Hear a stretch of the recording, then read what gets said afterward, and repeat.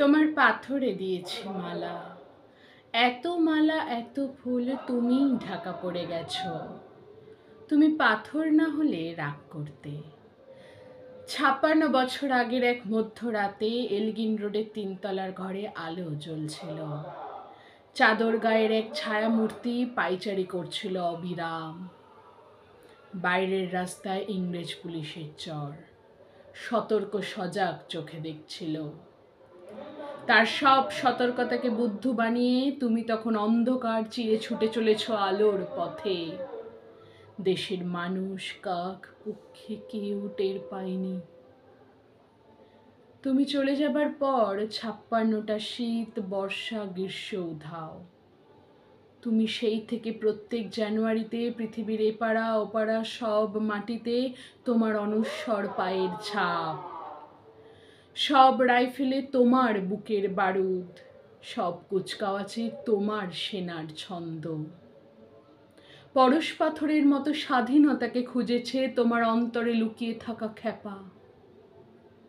তোমার গন্তব্য ছিল স্বাধীনতা, তোমার পথ ছিল স্বাধীনতা, তোমার স্বপ্ন ছিল স্বাধীনতা, তোমার প্রেম ছিল স্বাধীনতা।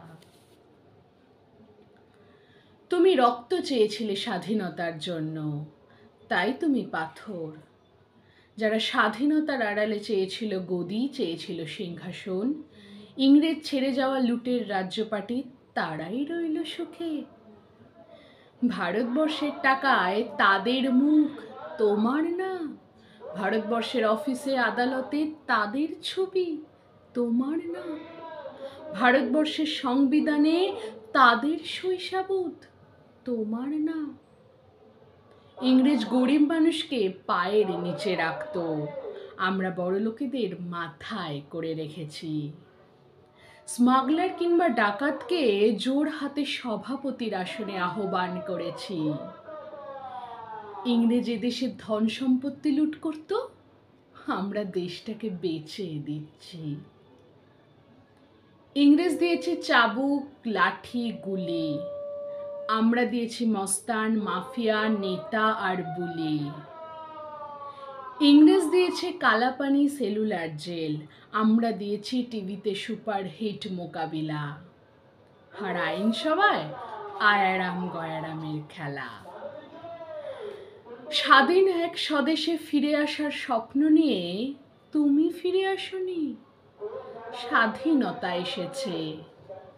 তার কাঁধে ঝুলি ভরে নিয়ে এসেছে ভোট নামক রাজস্ব যোগ্য, গণতন্ত্র নামক চিরায়িত মাতৃস্বার নয়, প্রগতি নামক লোক ঠকানো স্ট্যাটিস্টিক্স, সংহতি নামক বিস্ফোরণের চুরমার, ঐতিহ্য নামক মন্দির মসজিদের ঝগড়া, আর সমুদ্র হিমাচল ভরিয়ে দেওয়া ভাষণ, ভাষণ আর ভাষণ। 56 বছর ধরে তুমি পাথর হয়ে আছো। 56 বছর ধরে ভারতবর্ষ অধীর অপেক্ষায় কান পেতে আছে। ইথার তরঙ্গের কবে হঠাৎ শোনা যাবে স্বাধীনতার নিজস্ব কণ্ঠস্বর। আমি সুভাষ বলছি।